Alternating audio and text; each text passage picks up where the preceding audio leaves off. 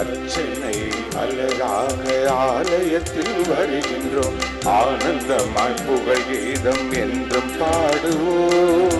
அர்ச்சனை மலராக ஆலயத்தில் வருகின்றோம், ஆனந்தமாய் புகழ் கீதம் என்று பாடுவோம். அர்ப்பணித்து வாழ்ந்திட அன்பர் உன்னில் வளர்ந்திட ஆசையோடு அருள் வேண்டி பணிகின்றோம். அர்ப்பணித்து வாழ்ந்திட அன்பர் உன்னில் வளர்ந்திட ஆசையோடு அருள் வேண்டி பணிகின்றோம். அர்ச்சனை மலராக ஆலயத்தில் வருகின்றோம், ஆனந்தமாய் புகழ் கீதம் என்று பாடுவோம். தாயின் கருவிலே உருவாகும் முன்னரே அறிந்து எங்களை சேர்ந்த தெய்வமே, பாவியாயினும் பச்சை பிள்ளையாயினும் அச்சத்திருக்கின்றே கற்பித்திருக்கின்றே. மனிதராக புனிதராக வாழ பணிகின்றே, பிறரும் வாழ எங்கள் வாழ கொடுக்க அழைக்கின்றே. அஞ்சாதீர் என்று எம்மை காத்து வருகின்றேன். அர்ச்சனை மலராக ஆலயத்தில் வருகின்றோம், ஆனந்தமாய் புகழ் கீதம் என்று பாடுவோம். அர்ச்சனை மலராக ஆலயத்தில் வருகின்றோம், ஆனந்தமாய் புகழ் கீதம் என்று பாடுவோம். ஆரோக்கிய அன்னையின் அன்பு பக்தர்களே, இந்த திருப்பலியானது ஆலயத்தில் கூடியிருக்கும் பக்தர்களின் கருத்துக்களுக்காகவும் ஜெயா பிளஸ் தொலைக்காட்சி, திருத்தல இணையதளம் மற்றும் அனைத்து சமூக ஊடகங்களின் வழியாக பங்கெடுக்கும் பக்தர்களின் கருத்துக்களுக்காகவும் இன்றைய நாளின் ஒளிபரப்பிற்கு உதவி செய்த நன்கொடையாளர்களின் குடும்ப கருத்துக்களுக்காகவும் நேற்று திருப்பலி எழுதி வைத்தவர்களின் கருத்துக்களுக்காகவும் ஒப்பு கொடுக்கப்படுகின்றது. மேலும் இந்த ஒளிபரப்பை காணுகின்ற அனைத்து அன்னையின் பக்தர்களையும் இங்கு இருக்கின்ற உங்கள் ஒவ்வொருவரையும் இறைவன் நிறைவாக ஆசீர்வதிக்கவும் இந்த திருப்பலியிலே மன்றாடுவோம்.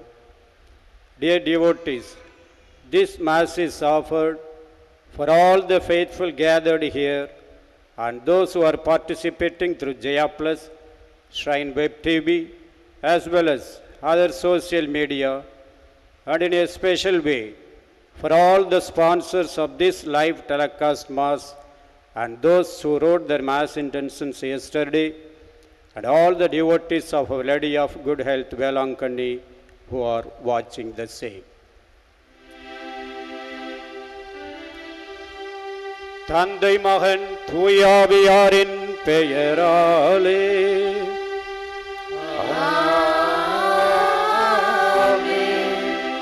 நம் ஆண்டவராகிய இயேசு கிறிஸ்துவின் அருளும் கடவுளின் அன்பும் தூயாவியாரின் நட்புறவும் உங்கள் அனைவரோடும் இருப்பதாக.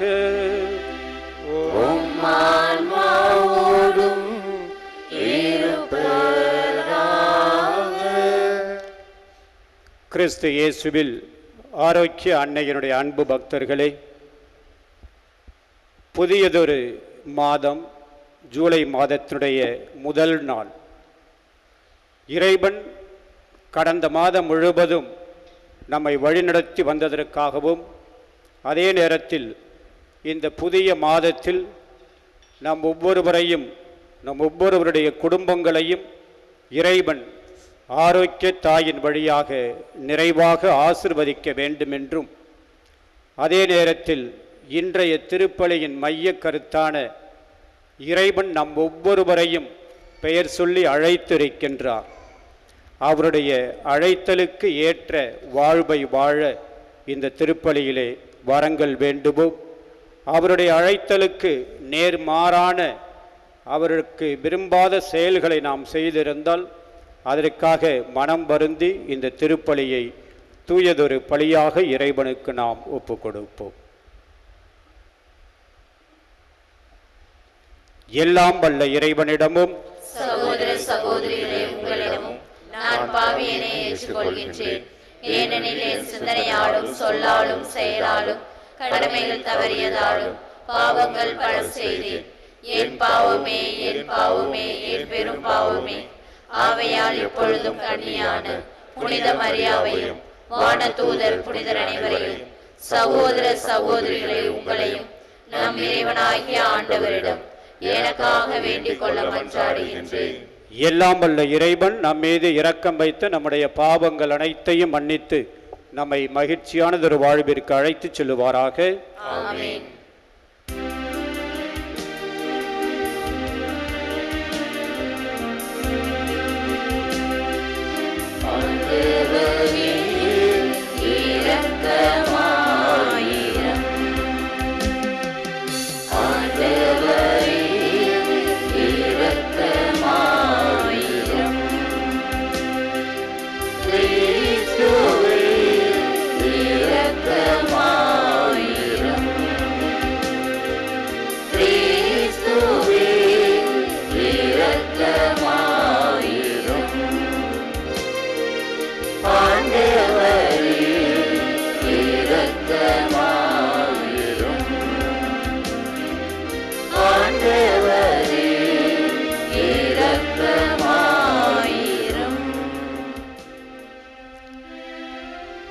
மன்றாடுவோமாக. எல்லாம் வல்ல இறைவா, உம்முடைய அருளால் உம் பிள்ளைகளாக தேர்ந்தெடுக்க பெற்ற நாங்கள் ஒளியின் மக்களாக இருக்க விரும்பினீரே. அதனால் நாங்கள் தவறு என்னும் இருளில் சிக்கிக் கொள்ளாமல் உண்மையின் பேரொளியில் என்றும் சிறந்து விளங்க அருள் புரிவீராக. எங்கள் ஆண்டவராகிய கிறிஸ்து வழியாக உம்மை மன்றாடுகின்றோம்.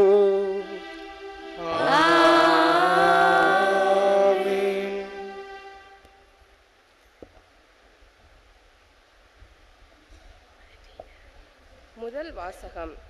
இறைவாக்கினர் ஆமோஸ் நூலிலிருந்து வாசகம். ஆண்டவர் கூறுவது இதுவே: இஸ்ரவேல் எண்ணற்ற குற்றங்கள் செய்ததற்காக நான் கொடுத்த தண்டனை தீர்ப்பை மாற்றவே மாட்டேன். ஏனெனில் அவர்கள் நேர்மையாளரை வெள்ளி காசுக்கும் வறியவரை இரு காலணிக்கும் விற்கின்றார்கள். ஏழைகளின் தலைகளை மண்ணில் புழுதிப்பட மிதிக்கின்றார்கள். ஒடுக்கப்பட்டோரின் நெறியை கெடுக்கின்றார்கள். மகனும் தந்தையும் ஒரே பெண்ணை கூடி என் திருப்பெயரை களங்கப்படுத்துகிறார்கள். கடன்காரனிடமிருந்து பறித்த ஆடைகளை விரித்து போட்டு எல்லா பலிபீடங்களின் முன்பும் கிடந்து கொண்டு அபராதம் விதித்து கிடைத்த மதுவினை தங்கள் கடவுளின் இல்லத்தில் குடிக்கின்றார்கள். நானோ கேதுரு மரத்தின் உயரமும் கர்வாலி மரத்தின் வலிமையும் கொண்ட எமோரியரை அவர்கள் முன்பாக அழித்துவிட்டேன். மேலே அவர்களுடைய கனிகளையும் கீழே அவர்களுடைய வேர்களையும் அழித்துவிட்டேன்.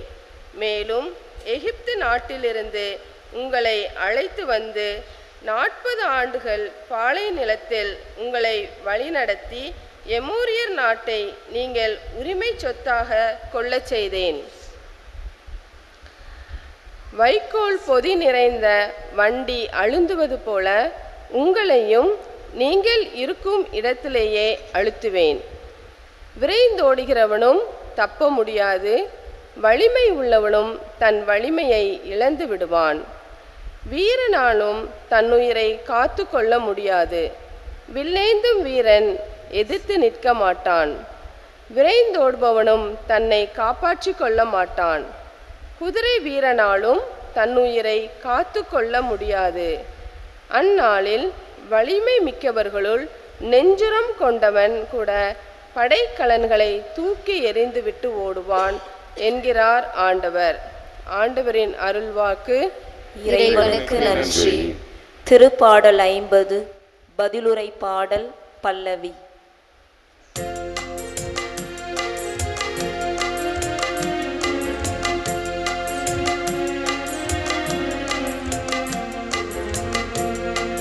கடவுளை மறந்தோரே, இவற்றை கண்டு உணருங்கள். கடவுளே மறந்தோரே, இவற்றை கண்டு உணருங்கள். கடவுளே மறந்தோரே இவற்றை கண்டு உணருங்கள். கடவுள் பொல்லாரை பார்த்து இவ்வாறு கூறுகின்றார், என் விதிமுறைகளை ஓதுவதற்கு உங்களுக்கு என்ன தகுதி?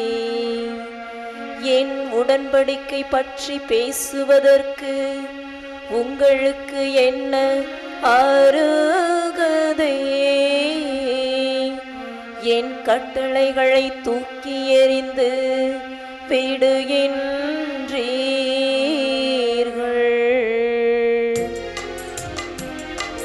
கடவுளே மறந்தோரே இவற்றை கண்டு உணருங்கள். கடவுளே மறந்தோரே இவற்றை கண்டு உணருங்கள். கடவுளை மறந்தோரே இதை கண்டு உணருங்கள், இல்லையேல் நான் உங்களை பீறி போடுவேன். உங்களை விடுவிக்க யாரும் இருந்திடார். தம் வழியை செம்மைப்படுத்துவோர் கடவுளாம் நான் அருளும் மீட்பை கண்டடைவர்.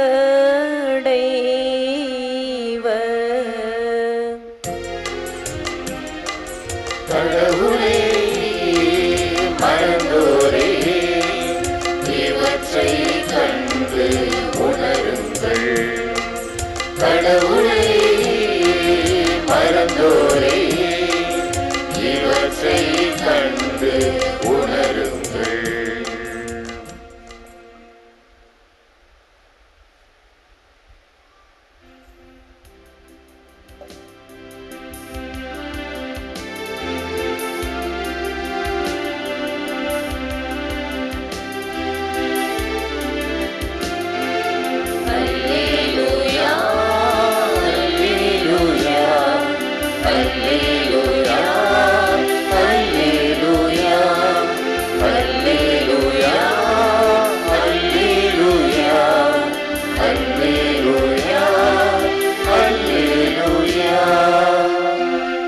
இன்று உங்கள் இதயத்தை கடினப்படுத்தி கொள்ளாதீர்கள்,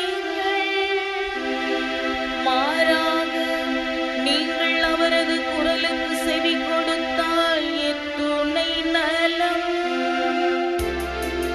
அல்லேலூயா அல்லேலூயா அல்லேலூயா அல்லேலூயா அல்லேலூயா அல்லேலூயா அல்லேலூயா அல்லேலூயா.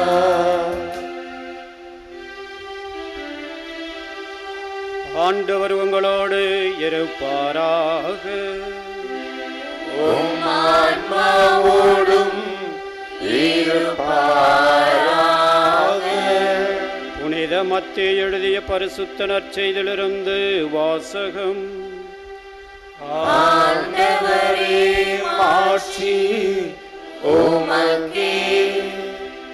அக்காலத்தில் இயேசு திரளான மக்கள் தம்மை சூழ்ந்திருப்பதைக் கண்டு மறுகரைக்கு செல்ல சீடர்களுக்கு கட்டளையிட்டார். அப்பொழுது மறைநூல் அறிஞர் ஒருவர் வந்து, போதகரே, நீர் எங்கே சென்றாலும் நானும் உம்மை பின்பற்றுவேன் என்றார். இயேசு அவரிடம், நரிகளுக்கு பதுங்கு குழிகளும் வானத்து பறவைகளுக்கு கூடுகளும் உண்டு, மானிட மகனுக்கோ தலை சாய்க்க கூட இடமில்லை என்றார். இயேசுவின் சீடருள் மற்றொருவர் அவரை நோக்கி, ஐயா, முதலில் நான் போய் என் தந்தையை அடக்கம் செய்துவிட்டு வர அனுமதியும் என்றார். இயேசு அவரை பார்த்து, நீர் என்னை பின்பற்றி வாரும், இறந்தோரை பற்றி கவலை வேண்டாம், அவர்கள் அடக்கம் செய்யப்படுவார்கள் என்றார். கிறிஸ்து வழங்கும் நற்செய்தி. கிறிஸ்துவே உமக்கு புகழ்.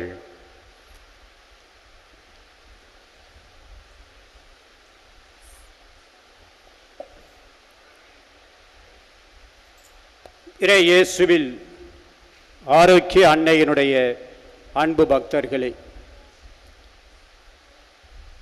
கிறிஸ்தவ வாழ்வு என்பது சராசரியான வாழ்வு அல்ல, அதேபோன்று சாமானிய வாழ்வும் அல்ல. மாறாக கிறிஸ்தவ வாழ்வு சவால்களை உள்ளடக்கியது. கிறிஸ்தவ வாழ்வு ஓடுகின்ற நதியோடு பயணம் செய்கின்ற ஒரு வாழ்வு அல்ல. மாறாக அதிலே எதிர்நீச்சல் போடுகின்ற ஒரு வாழ்வுதான் கிறிஸ்தவ வாழ்வு. தன்னை பின்பற்ற விரும்புகின்றவர்கள் எப்படியெல்லாம் இருக்க வேண்டும், உண்மையிலேயே யார் யார் என்னுடைய சீடர்களாக இருப்பார்கள் என்று இயேசு நற்செய்தியில் பல இடங்களிலே அவர் சொல்லியிருக்கின்றார். அழைக்கும் இறைவனுடைய குரல் கேட்போம், அவருடைய அழைத்தலை ஏற்று நாம் பின்தொடர்வோம். இறைவன் தன்னுடைய பணிக்கென நம் ஒவ்வொருவரையும் அழைத்திருக்கின்றார். ஆனால் நாம் தான் சிலவற்றை தவறாக புரிந்து கொள்கின்றோம். கிறிஸ்தவ வாழ்வு என்பது அல்லது சீடத்துவ வாழ்வு என்பது அல்லது இயேசுவை பின்பற்றுவது இதுதான் என்று நாம் சிலவற்றை பட்டியலிட்டு வைத்திருக்கின்றோம். ஆனால் அவையெல்லாம் உண்மையான கிறிஸ்தவ வாழ்வு கிடையாது. அவையெல்லாம் உண்மையான சீடத்துவம் கிடையாது. அவற்றை நீங்கள் பின்பற்றினால் உண்மையிலேயே என்னுடைய சீடர்களாக இருக்க முடியாது என்று கூறுகின்றார். பின்பு எதுதான் கிறிஸ்தவ வாழ்வு? இன்றைய நற்செய்தியும் நற்செய்தியிலே பிற பகுதிகளையும் நாம் சிந்தித்து பார்த்தால் இயேசு எதை எதிர்பார்க்கின்றார் என்று நமக்கு நன்றாக புரியும். இன்றைய சூழ்நிலையில் மனிதன் எல்லாவற்றிலுமே ஒரு அவசரத்தை காண்பிக்கின்றான், ஒரு துரிதம். உடனடியாக எல்லாம் நிறைவேற வேண்டும் என்று விரும்புகிறான். ஆகவே தான் இன்றைய உலகத்திலே நாம் பார்க்கின்றோம், எங்கு பார்த்தாலும் இன்ஸ்டன்ட், உடனடி காஃபி, உடனடி உணவு, உடனடியாக எல்லாவற்றையும் எனக்கு கிடைக்க வேண்டும் என்று மனிதன் விரும்புகின்றான். உடனடி தீர்வு, தன்னுடைய பிரச்சனைகளுக்கும் உடனடி தீர்வு கிடைக்க வேண்டும் என்று விரும்புகிறான். அது மட்டுமல்ல, உடனடியாக எனக்கு நீதி கிடைக்க வேண்டும் என்றும் விரும்புகின்றான். ஆனால் இதில் மிகவும் வருத்தமான வேதனைக்குரிய ஒரு செய்தி என்னவென்றால், இந்த துரிதம், இந்த உடனடி, இது நம்முடைய கிறிஸ்தவ வாழ்விலும் நம்முடைய சீடத்துவத்திலும் பிரதிபலிக்க ஆரம்பித்துவிட்டு, நம்முடைய மத சடங்குகளிலும் கூட இது பிரதிபலிக்கின்றது. ஒரு சில உதாரணங்களை நான் சொல்லுகின்றேன். நாம் என்ன நினைக்கின்றோம்? கிறிஸ்தவ வாழ்வு என்பது அல்லது சீடத்துவம் அல்லது இயேசுவை பின்பற்றுவது எது என்று நாம் நினைக்கின்றோம்? ஆலயத்திற்கு வந்து இறைவனை வழிபடுவது அல்லது எப்பொழுதாவது ஒரு முறை ஆலயத்திற்கு வருவது, இதுதான் கிறிஸ்தவ வாழ்வு, இதுதான் கிறிஸ்துவை பின்பற்றுவது என்று நினைக்கின்றோம். இரண்டாவதாக, சில நேரங்களில் நாம் நினைக்கின்றோம், நாம் மனப்பாடம் செய்திருக்கின்ற சில ஜெபங்களை ஆலயத்திற்கு வந்து அல்லது வீட்டிலேயோ அந்த ஜெபங்களை அப்படியே சொல்லிவிட்டால் அதுதான் கிறிஸ்தவ வாழ்வு, அதுதான் சீடத்துவம், அதுதான் இயேசுவை பின்பற்றுவது என்று நாம் நினைக்கின்றோம். சில பேர் இன்னும் ஒருபடி மேலே சென்று என்ன நினைக்கின்றார்கள்? தினமும் எப்பொழுது நேரம் கிடைக்கின்றதோ அப்பொழுதெல்லாம் விவிலியத்திலிருந்து ஏதாவது ஒரு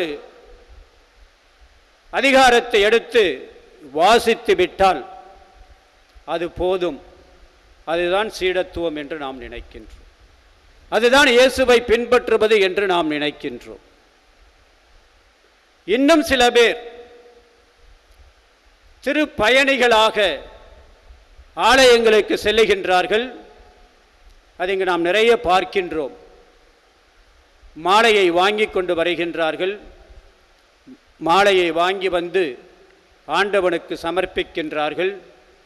மெழுகுதிரியை ஏற்றுகின்றார்கள்.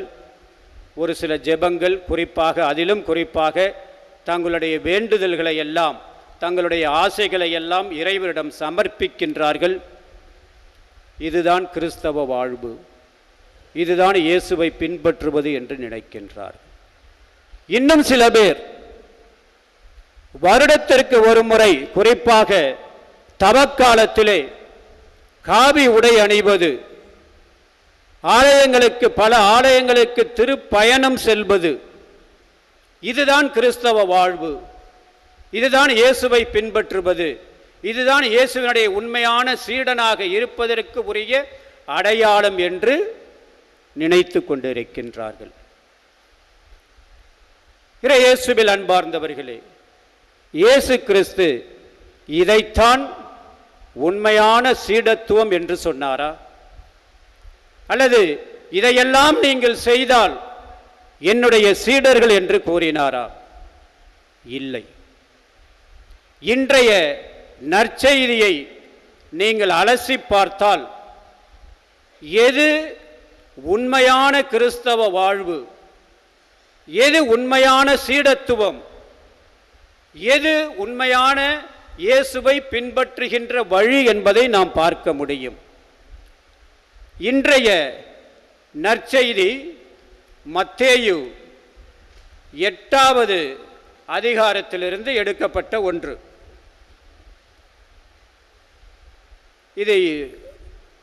இதற்கு முன்பு உள்ள வசனங்கள், அதாவது 1 to 17 வரை உள்ள வசனங்களில் 3 புதுமைகளை இயேசு செய்வதை நாம் பார்க்கின்றோம். ஒன்று, தொழுநோயாளிகளை இயேசு குணமாக்கியது. இரண்டாவது, நூற்றுவர் தலைவருடைய பையனை குணமாக்கியது. மூன்றாவது, பேதுருவின் மாமியார் மற்றும் ஒரு சில நோயாளிகளை குணமாக்கியதை இன்றைய நற்செய்தியுடைய 8வது, மத்தேயு எழுதிய நற்செய்தி 8வது அதிகாரத்தில் 1 to 17 வரை இதை நாம் பார்க்கின்றோம். ஆகவே எங்கெல்லாம் புதுமைகள் இயேசு செய்தாரோ அங்கெல்லாம் என்ன நடைபெறுகின்றது? மக்கள் கூட்டம் கூடுகின்றது. இன்றைய நற்செய்தியில் நாம் பார்க்கின்றோம், மக்கள் கூட்டத்தை இயேசு அனுப்பிவிட விரும்புகின்றார். இந்த மக்கள் எதற்காக கூடுகின்றார்கள்? இயேசுவை புதுமை செய்பவராக பார்த்தார்கள். அது மட்டுமல்ல, நற்செய்தியிலே நாம் வாசிக்கலாம், ஒரு இடத்தில் இயேசு புதுமை செய்த பிறகு அவரை பிடித்து கொண்டு போய் அவரை அரசனாக்க விரும்பினார்கள். அது மட்டுமல்ல, இயேசுவே இன்னொரு இடத்திலே சொல்லுகின்றார், நீங்கள் என்னை தேடி வந்தது, ஒரு இடத்திலே புதுமைகள் செய்துவிட்டு அக்கறைக்கு செல்லுகின்றார். இவருக்கு முன்பாக சில பேர் அங்கு செல்லுகின்றார்கள். இவர் சென்றவுடனே இவர் மீது அக்கறை உள்ளவர்கள் போல் அவர்கள் கேட்கின்றார்கள், ரபி, எப்பொழுது இங்கு வந்தீர்? அப்பொழுது இயேசு சொல்லுகின்றார், நீங்கள் என்னை தேடுவது வயிறார அப்பங்களை உண்டதால் தான். ஆகவே இயேசு இந்த மக்களுடைய மனநிலையை மாற்ற விரும்பினார். இது உண்மையான உங்களுடைய எண்ணங்கள் உண்மையான எண்ணங்கள் அல்ல. இது உண்மையான சீடத்துவம் கிடையாது. இது உண்மையான என்னை பின்பற்றுவது கிடையாது. நீங்கள் எதற்காக என்னை தேடி வந்தீர்கள் என்றால், என்னிடம் வந்தால் உங்களுக்கு பாதுகாப்பு கிடைக்கும், வசதியான வாழ்வு கிடைக்கும், ஆகவே தான் என்னை தேடி வருகின்றீர்கள் என்ற அவருடைய எண்ணத்தை மாற்ற விரும்பிதான். அது உண்மையான சீடத்துவம் கிடையாது. எது உண்மையான சீடத்துவம் என்பதை நற்செய்தியிலே சொல்லுகின்றார். நரிகளுக்கு பதுங்கு குழிகள் உண்டு, வானத்து பறவைகளுக்கு கூடுகள் உண்டு, மணமகனுக்கோ தலை சாய்க்கவும் இடமில்லை. இதை சொல்லி அவர்களிடம் என்ன சொல்ல விரும்புகிறார்? எதை உணர்த்த விரும்பினார் இறைவன்? நீங்கள் எல்லாவற்றையும் இழக்க வேண்டும். எதையெல்லாம் நீங்கள் முதன்மையானது என்று பற்றி கொண்டு இருக்கின்றீர்களோ அதையெல்லாம் நீங்கள் இழந்தால் அதுதான் உண்மையான சீடத்துவம். அதைத்தான் இயேசு கூறுகின்றார். அவர் கூறுகின்றார், என்னை விட தம் தந்தையிடமோ தாயிடமோ மிகுந்த அன்பு கொண்டுள்ளோர் என்னுடையோர் என கருதப்பட தகுதியற்றவர்கள். மத்தேயு நற்செய்தி 10வது அதிகாரம் 37, 38 இதைத்தான் சொல்லுகின்றது. என்னை விட தன் மகனிடமோ மகளிடமோ மிகுதியாய் அன்பு கொண்டுள்ளோரும் என்னுடைய சீடராக இருக்க முடியாது.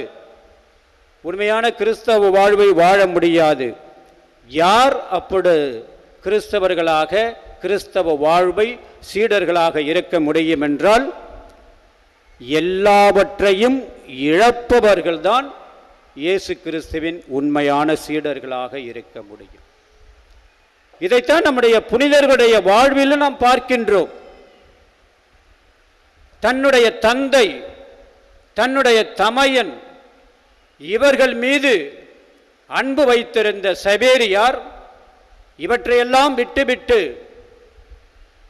இயேசுவின் மீது உண்மையான அன்பு கொண்டு அவருடைய சீடராக வாழ்வதற்காக அனைத்தையும் துறந்து இயேசுவை பின்பற்றி இந்தியாவிற்கு வந்தார்.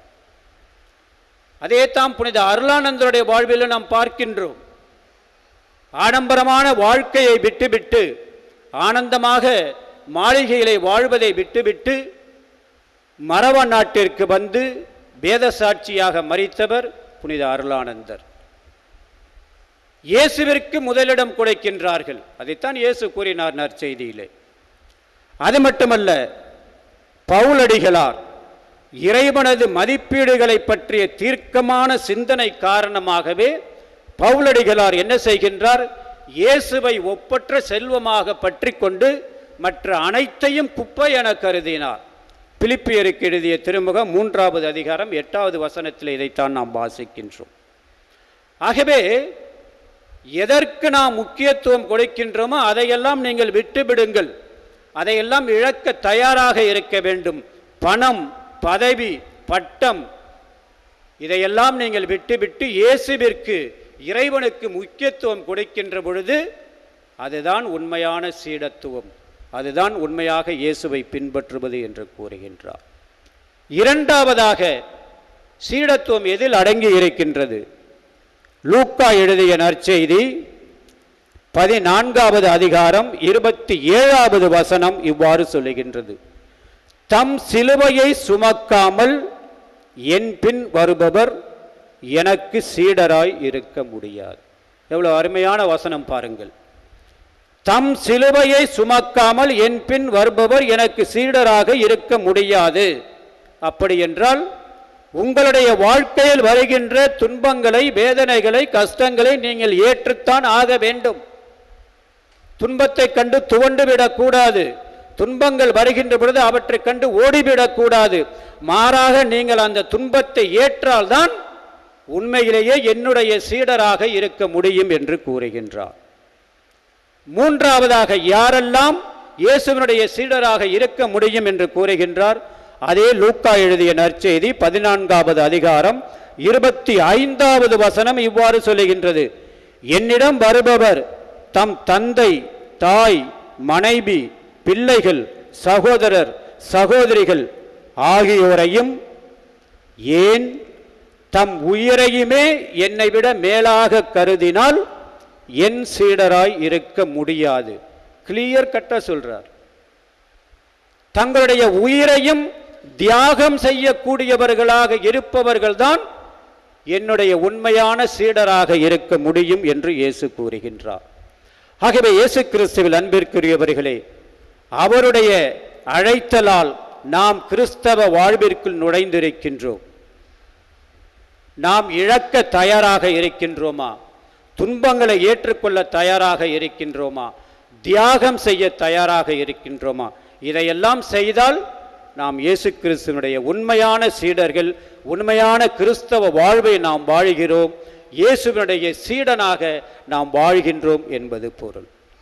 இயேசுவில் அன்பார்ந்தவர்களே, ஆரோக்கிய அன்னையினுடைய ஆலயத்திலே அமர்ந்திருக்கின்றோம். இந்த ஆரோக்கியத்தாய் இயேசுவினுடைய முதல் சீடராக இருக்கின்றார். இவற்றையெல்லாம் அவள் தன்னுடைய வாழ்க்கையிலே செய்து காண்பித்தவளாகவே அந்த ஆரோக்கியத்தாயிடம் நாம் வேண்டுவோம். அந்த ஆரோக்கியத்தாய் இறைவரிடம் நமக்காக பரிந்து பேசி உண்மையான சீடனாக, உண்மையான கிறிஸ்தவ வாழ்வு வாழ தொடர்ந்து இந்த திருப்பலியிலே நாம் மன்றாடுவோம். ஆமென்.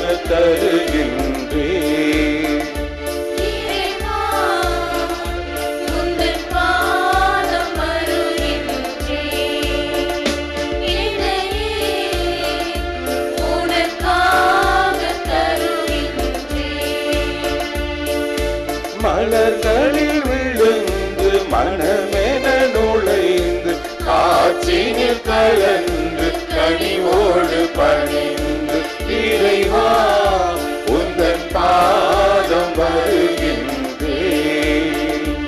என்னையே உனக்காக தருகின்றேன். இறைவா உந்தன் பாதம் வருகின்றேன்.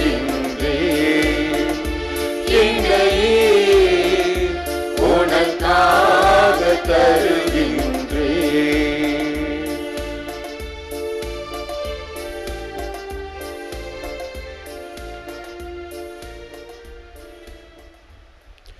நாம் அனைவரும் சேர்ந்து ஒப்புக் கொடுக்கின்ற இந்த திருப்பலி எல்லாம் வல்ல தந்தையாகிய இறைவனுக்கு ஏற்றதாகும்படி ஒன்று சேர்ந்து மன்றாடுவோம். நமது பேரின் புகழ்ச்சிக்காகவும் மாட்சிக்காகவும் நமது நன்மைக்காகவும் புனித திரு அவையை அனைத்து நன்மைக்காகவும் உமது கையிலிருந்து இப்பலியை ஏற்றுக்கொள்வாராக. எல்லாம் வல்ல இறைவா, நீரே அருள் கூர்ந்து ஏற்பாடு செய்யும் மறை நிகழ்ச்சிகள் எங்களுக்கு நற்பயன் அளிக்க உம்மை வேண்டுகின்றோம். அதனால் எங்கள் பணியின் புனித காணிக்கைகள் உமக்கு என்றுமே ஏற்புடையவாய் இருப்பனவாக.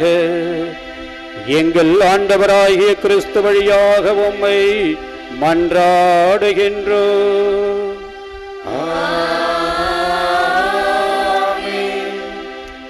ஆண்டவர் உங்களோடு இருப்பாராக.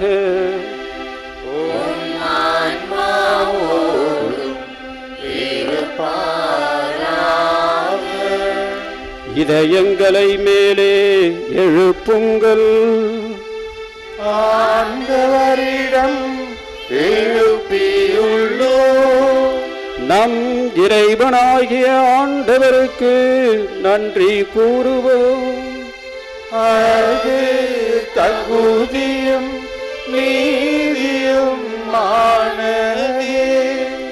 ஆண்டவரே, தூயவரான தந்தையே, என்றும் உள்ள எல்லாம் வல்ல இறைவா, என்னாலும் எவ்விடத்திலும் நாங்கள் உமக்கு நன்றி செலுத்துவது மெய்யாகவே தகுதியும் நீதியும் ஆகும், எங்கள் கடமையும் மீட்புக்குரிய செயலுமாகும். ஏனெனில் எங்கள் புகழரை உமக்கு தேவையல்ல, இருப்பினும் நாங்கள் உமக்கு நன்றி செலுத்துவது உம்முடைய அருட்கொடையாலேயே. நாங்கள் உம்மை புகழ்ந்துரைப்பது உமது மாட்சியை மிகுதிப்படுத்தாது, எனினும் எங்கள் ஆண்டவராகிய கிறிஸ்து வழியாக நாங்கள் மீட்படைய அது பயன்படுகின்றது. ஆகவே வானதூதர்கள் திரளோடு ஒன்று சேர்ந்து நாங்களும் உம்மை புகழ்ந்தேத்தி மகிழ்ச்சியுடன் அறிக்கையிட்டு முடிவின்றி பாடுவதாவது: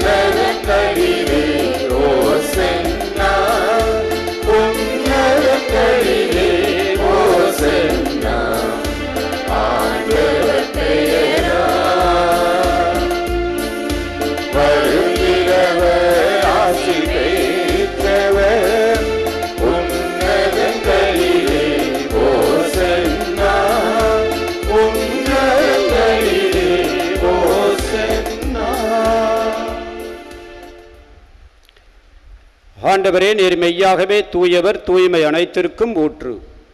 ஆகவே உம்முடைய ஆவியை பொழிந்து இந்த காணிக்கைகளை தூய்மைப்படுத்த உம்மை வேண்டுகின்றோம்.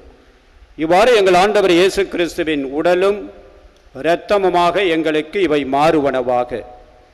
அவர் பாடுபட உளம்கனிந்து தம்மை கையளித்த போது அப்பத்தை எடுத்து நன்றி செலுத்தி அதை பிட்டு தம் சீடர்களுக்கு கொடுத்து அவர் கூறியதாவது: அனைவரும் இதிலிருந்து பெற்று உண்ணுங்கள், ஏனெனில் இது உங்களுக்காக கையளிக்கப்படும் என் உடல்.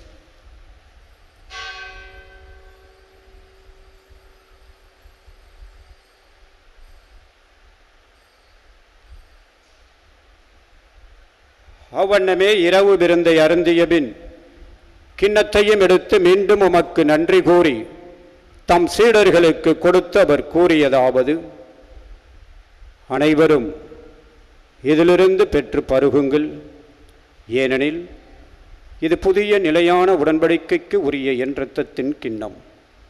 இது பாவ மன்னிப்புக்கென்று உங்களுக்காகவும் பலருக்காகவும் சிந்தப்படும். இதை என் நினைவாக செய்யுங்கள்.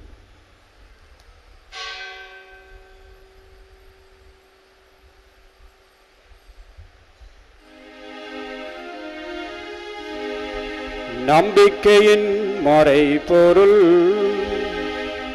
ஆண்டவரே,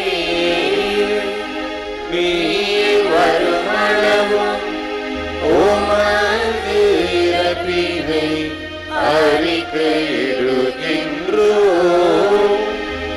உமது உயிர்ப்பினையும் எடுத்துரைக்கின்றோம். ஆகவே ஆண்டவரே, நாங்கள் இயேசு கிறிஸ்துவின் இறப்பினையும் உயிர்ப்பினையும் நினைவு கூர்ந்து வாழ்வு தருகின்ற அப்பத்தையும் மீட்பளிக்கின்ற கிண்ணத்தையும் உமக்கு ஒப்புக் கொடுக்கின்றோம். உம் திருமுன் நின்று உமக்கு ஊழியம் புரிய தகுந்தவர்களென எங்களை ஏற்றுக்கொண்டே நினைவே நாங்கள் உமக்கு நன்றி செலுத்துகிறோம். மேலும் கிறிஸ்துவின் உடலிலும் இரத்தத்திலும் பங்குகளும் எங்களை தூய ஆவியார் ஒன்று சேர்க்க வேண்டுமென உமை தாழ்மையுடன் மன்றாடுகிறோம். ஆண்டவரே, உலகமெல்லாம் பரவி இருக்கின்ற உம்முடைய திரு அவையை நினைவு கூர்ந்தருளும். எங்கள் திருத்தந்தை பிரான்சிஸ், எங்கள் மறைமாவட்ட பரிபாலகர் பேரொருள் திரு சகாயராஜ், எல்லா திருநிலையினர் ஆகிய அனைவரோடும் உம்முடைய திரு அவை அன்பில் நிறைவு பெறச் செய்தருளும். தந்தையே, ஒரு நாள் உயிர்த்தெழுவோம் என்ற எதிர்நோக்குடன் துயில் கொள்ளும் எங்களுடைய பெற்றோர்களையும் சகோதரர் சகோதரிகளையும் இறந்தவர்கள் அனைவரையும் இரக்கத்துடன் நினைவு கூர்ந்து உமது திருமுக ஒளியினுள் ஏற்றருளும். எங்கள் அனைவர் மீதும் இரக்கமாயிரும். கடவுளின் கன்னித்தாயான புனித மரியாள், அவருடைய அன்பு கணவரான புனித யோசேப்பு, புனித திருத்தூதர்கள், இந்த உலகத்தில் உமது விருப்பத்தை நிறைவேற்றி வாழ்ந்த புனிதர்கள் அனைவருடனும் நாங்கள் நிலைவாழ்வில் பங்கு கொள்ளும் தகுதி பெற்று உம் திருமகன் இயேசு கிறிஸ்து வழியாக உமை புகழ்ந்தேத்தும் வரமருள உமை மன்றாடுகிறோம். இவர் வழியாக இவரோடு இவரில் எல்லாம் வல்ல இறைவனாகிய தந்தையே, தூய ஆவியாரின் ஒன்றிப்பில் எல்லா புகழும் மாட்சியும் என்றென்றும் உமக்கு உரியதே.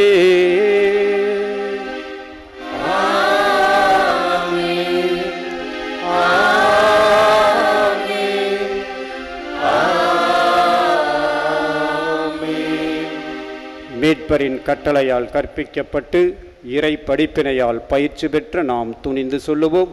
விண்ணுலகில் இருக்கிற எங்கள் தந்தையே, உமது பெயர் தூயதென போற்ற பெறுக. உமது ஆட்சி வருக. உமது திருவுளம் விண்ணுலகில் நிறைவேறுவது போல மண்ணுலகிலும் நிறைவேறுக. எங்கள் அன்றாட உணவை இன்று எங்களுக்கு தாரும். எங்களுக்கு எதிராக குற்றம் செய்வோரை நாங்கள் மன்னிப்பது போல எங்கள் குற்றங்களை மன்னியும். எங்களை சோதனைக்கு உட்படுத்தாதேயும், தீமையிலிருந்து எங்களை விடுவித்தருளும். ஆண்டவரே, தீமைகள் அனைத்திலுமிருந்தும் எங்களை விடுவித்து எங்களுடைய வாழ்நாளில் அமைதியை கனிவுடன் அருள உம்மை மன்றாடுகிறோம். உமது இரக்கத்தின் உதவியால் நாங்கள் பாவத்திலிருந்து எப்பொழுதும் விடுதலை பெற்று எந்தவித தேவையற்ற மனக்கலக்கமின்றி என்றுமே மகிழ்ச்சியோடு வாழச் செய்தருளும். நாங்கள் எதிர்நோக்கி இருக்கும் பேரின்பத்திற்காகவும் எம் மீட்பராகிய இயேசு கிறிஸ்துவின் வருகைக்காகவும் காத்திருக்கின்றோம். ஏனெனில் ஆட்சியும் வல்லமையும் ஆட்சியும் என்றென்றும் அதே. ஆண்டவரே இயேசு கிறிஸ்துவே, அமைதியை உங்களுக்கு விட்டுச் செல்கின்றேன், என் அமைதியையே உங்களுக்கு தருகின்றேன் என்னுடைய திருத்தூதர்களுக்கு மொழிந்தீரே. எங்கள் பாவங்களை பாராமல் உமது திரு அவையின் நம்பிக்கையை கண்ணோக்கி உம்முடைய விருப்பத்திற்கு ஏற்ப அதற்கு அமைதியையும் ஒற்றுமையையும் அளித்தருள்வீராக. என்றென்றும் வாழ்ந்து ஆட்சி செய்கின்றவர் நீரே. ஆண்டவருடைய சமாதானம் உங்கள் அனைவரோடும் என்றும் இருப்பதாக. ஒருவருக்கொருவர் இயேசு கிறிஸ்துவின் சமாதானத்தை மகிழ்ச்சியோடு தெரிவித்துக் கொள்ளுவோம். சமாதானம். உலகின் பாவங்களை போக்கும் இறைவனின் செம்மறியே, எங்கள் மேல் இரக்கமாயிரும். உலகின் பாவங்களை போக்கும் இறைவனின் செம்மறியே, எங்கள் மேல் இரக்கமாயிரும். உலகின் பாவங்களை போக்கும் இறைவனின் செம்மறியே, எங்களுக்கு அமைதியை அளித்தருளும். இதோ இறைமகன் இயேசு கிறிஸ்து, இவரை உலகின் பாவங்கள் அனைத்தையும் போக்க வந்தவர். இவருடைய விருந்திற்கு அழைக்கப்பெற்ற நாம் அனைவரும் உண்மையிலேயே பேறு பெற்றவர்கள். ஆண்டவரே, நீர் என்னிடத்தில் எழுந்தருள நான் தகுதியற்றவன். ஆனால் ஒரு வார்த்தை மட்டும் சொல்லி அருளும், எனது ஆன்மா நலமடையும்.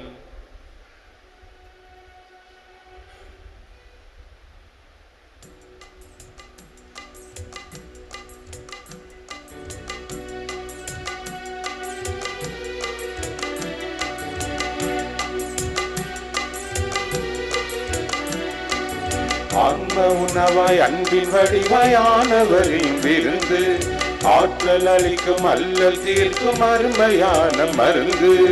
ஆன்ம உணவாய் அன்பின் வடிவாயானவரின் விருந்து, ஆற்றல் அளிக்கும் அல்லல் தீர்க்கும் அருமையான மருந்து.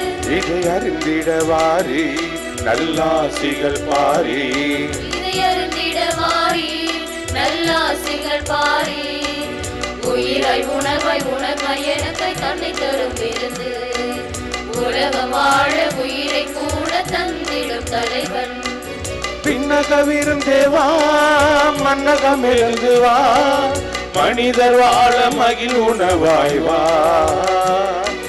பின்னகவிரும் தேவா மன்னகம் எழுந்து வா, மனிதர் வாழ மகிழ் உணவாய் வா. ஆன்ம உணவாய் அன்பின் வடிவானவரின் விருந்து, ஆற்றல் அளிக்கும் அல்லல் தீர்க்கும் அருமையான மருந்து.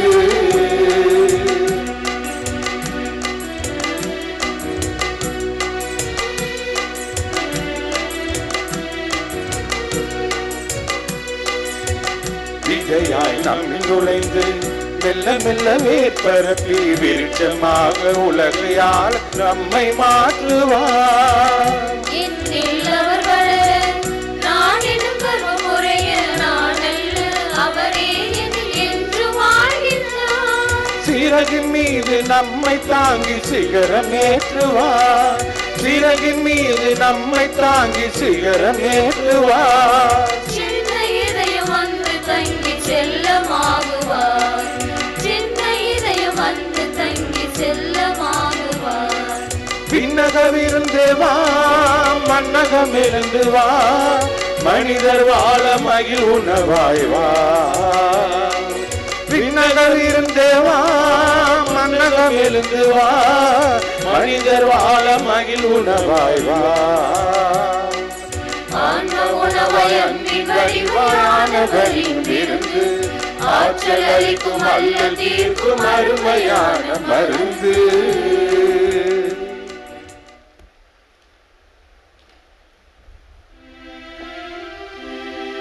மன்றாடுவோமாக.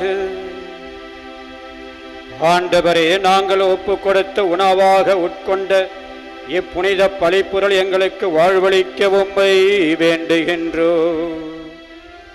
இவ்வாறு நாங்கள் முடிவில்லாத அன்பினால் உம்முடன் ஒன்றிணைக்கப்பட்டு என்றும் நிலைத்திருக்கும் கனிதர அருள் புரிவீராக. எங்கள் ஆண்டவராகிய கிறிஸ்து வழியாக உம்மை மன்றாடுகின்றோம். ஆமென். ஆண்டவர் உங்களோடு இருப்பாராக.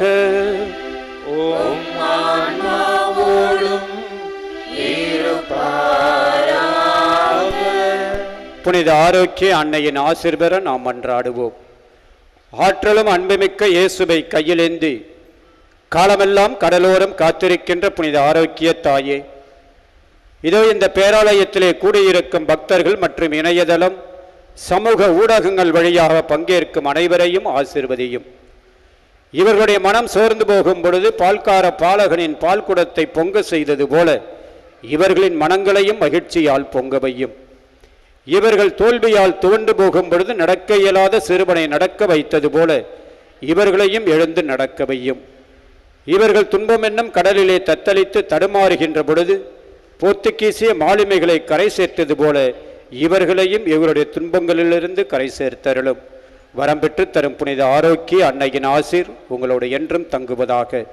May Jesus touch you and heal you through the loving hands of his dear mother, Our Lady of Belankanni. எல்லாம் வல்ல இறைவன் தந்தை, மகன், தூய ஆவியார் உங்களுக்கு ஆசி வழங்குவாராக.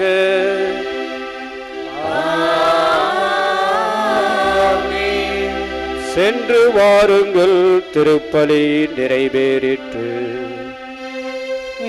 இறைவனே